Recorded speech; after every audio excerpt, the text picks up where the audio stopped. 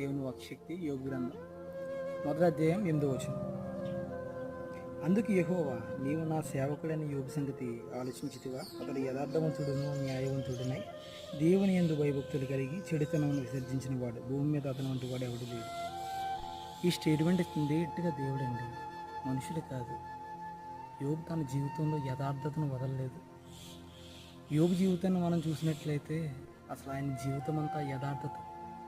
దేవుడే చెప్తున్నాడు, ఆ సేవకుడని యోబు సంగతి నువ్వు అసలు ఆలోచించావా? సాతాన్ ఒక దెయ్యంతో చెప్తున్న మాట. ఎంత గొప్పగా బతికాడండి యోబు. మనము బ్రతుకుతున్నాం.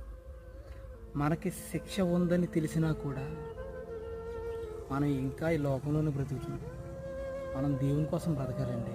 యోబు ఎలా అయితే బ్రతికాడో అటు రీతిగా మనం బ్రతికి ఆయన సంతోష పెట్టాలి.